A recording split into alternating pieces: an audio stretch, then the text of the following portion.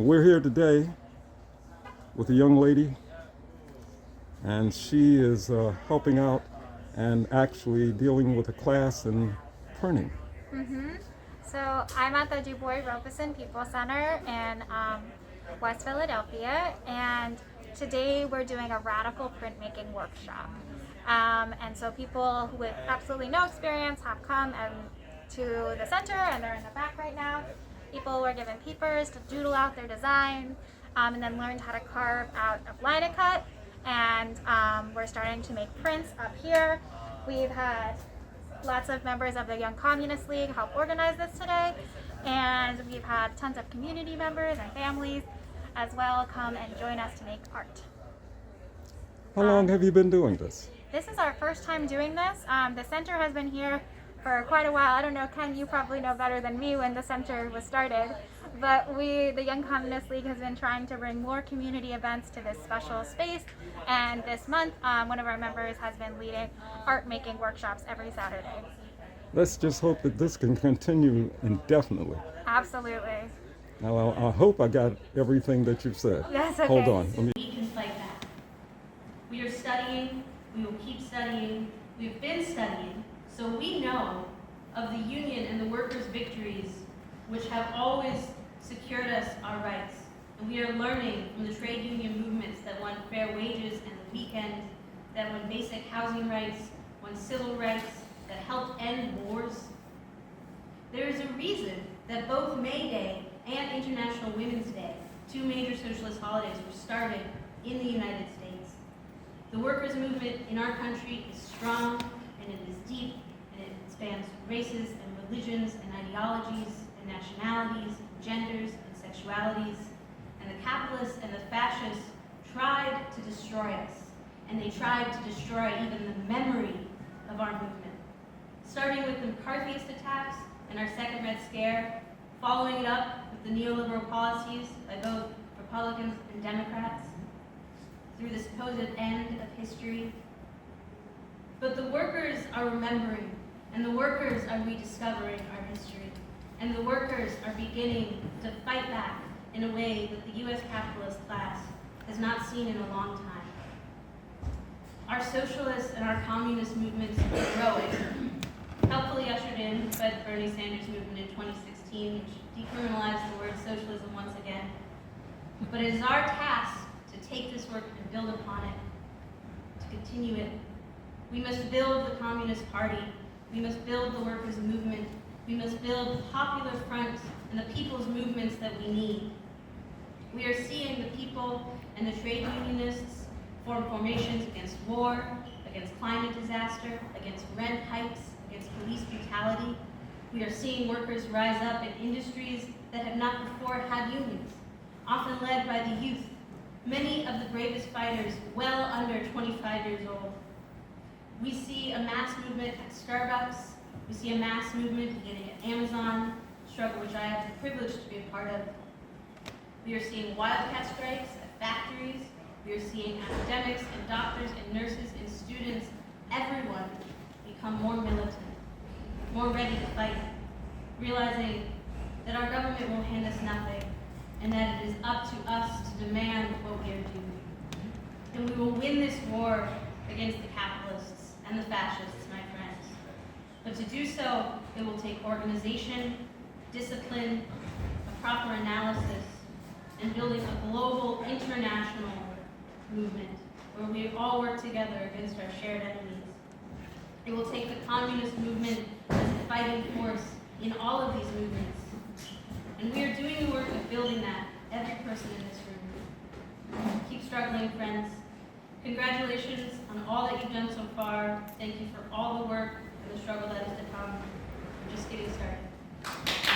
Monumental quarter-century screw-up by the U.S. foreign policy establishment, those who are supposed to represent the American people to the world. And I understood. I'm going to talk about, yes, we can't go back, but it's good to have this background knowledge.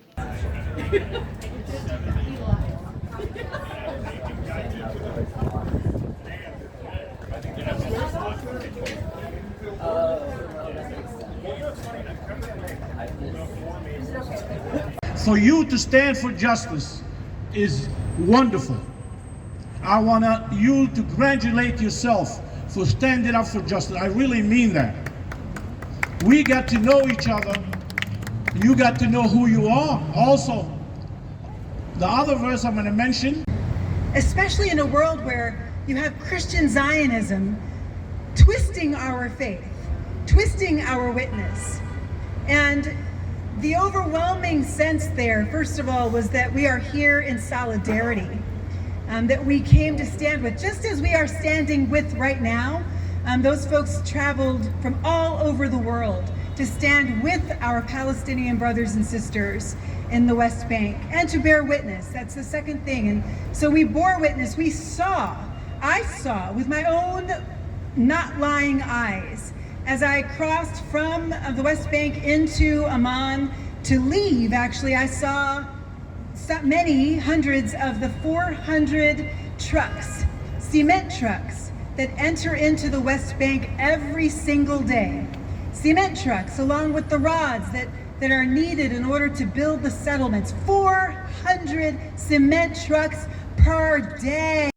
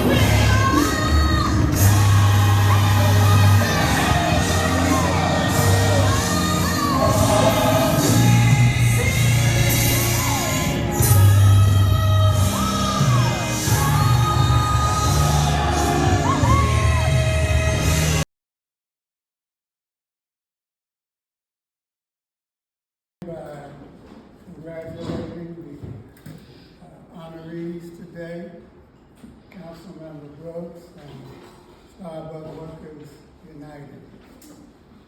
And thank you both for upholding the rights and dignity of working people. Your advocacy not only gives us hope, but also, to borrow a phrase from W.E.B. Du Bois, it helps us shine light for the path. And in these dark and troubled times, we need as much light and hope as we can get. Speaking of which, both light and hope were in abundance last Tuesday night in New York City when the socialists, Mondame, defeated the sexist Cuomo.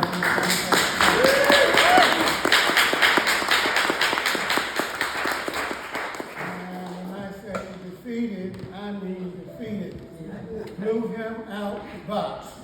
It wasn't even close. The margin of victory sending shockwaves throughout the Democratic establishment. Shockwaves throughout Wall Street. What a historic achievement. And I don't know about you, but it just lifted me right up. And honestly speaking, I needed that. Because to tell you the truth, I've been disturbed over the last several months. Very disturbed. And it wasn't so much the MAGA victory in November, as bad as that was.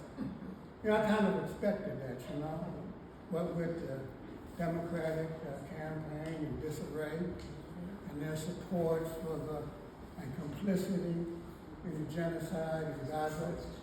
I mean, they couldn't even bring themselves to mouth the word ceasefire for months. And I was like, are you guys trying to lose the election? And then there was that fiasco of a debate. And on the other side of the aisle, so to speak, there was that shooting incident in the western part of your state. I'm talking about that attempted assassination by that very disturbed individual, that act of terror. And you know, when it happened, I was like, no, you didn't.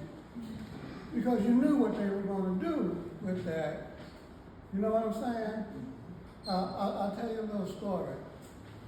The day it happened, I was at the bar in my neighborhood where I live in Manhattan, you know, having a drink or two. And they had one of those big screen TVs in the bar, you know how they do. And CNN was on. And I looked up and there was that news flash, you know, breaking news, and I came across the screen and they showed one of those, what was to become a very iconic image, you know, Mr. Man standing there with blood trickling from his ear, surrounded by the Secret Service, pumping his fish in the air. And I just, you know, shook my head and said to myself, that's it. Election's over, you know? They're gonna take that image and they're gonna run it over and over, and along with all of the vitriol and racism and anti-immigrant and anti-black and anti-Latino, anti-Asian, anti-LGBTQ hate, and they're going to ride it all the way to the election. And that's exactly what happened. So I wasn't really all that surprised, you know, by what happened on November the 5th. What surprised me was what happened the next day and the day after that. And that is that I, or me, maybe I should say we, woke up to the sound of silence. And I was like, what just did not happen You know?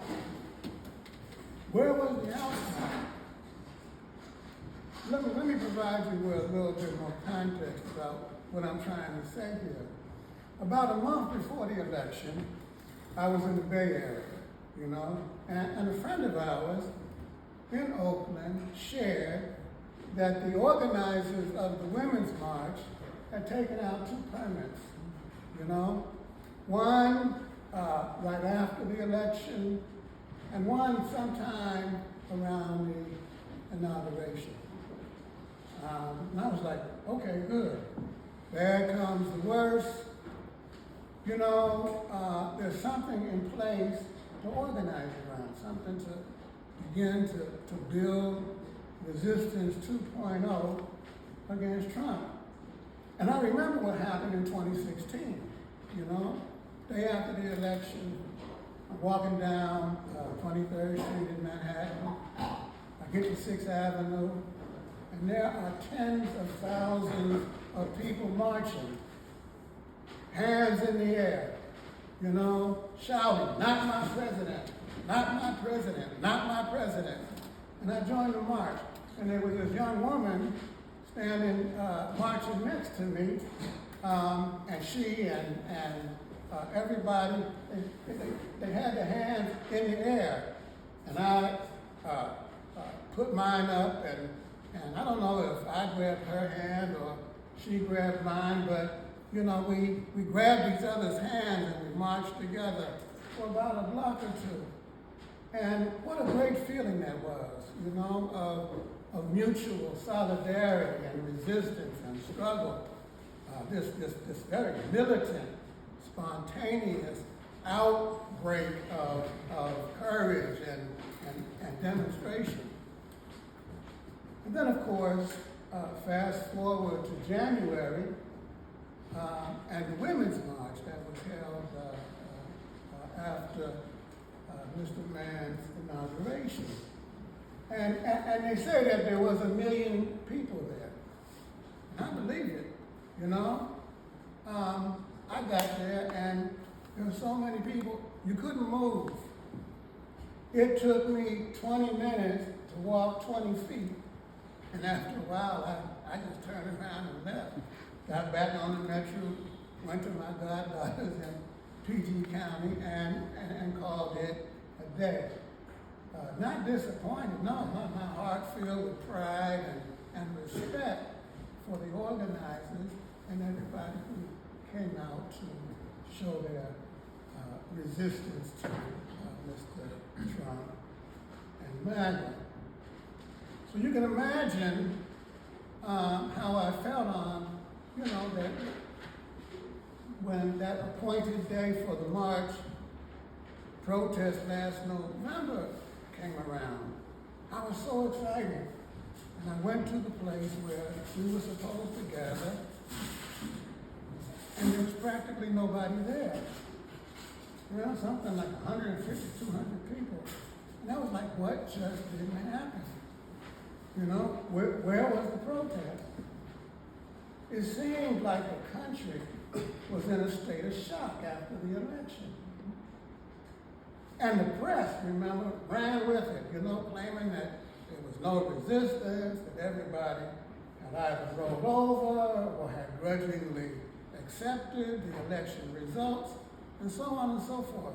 And Sister Brooks, now I know that your party, the Working Families Party, organized just after the election those huge online mass meetings, you know, something like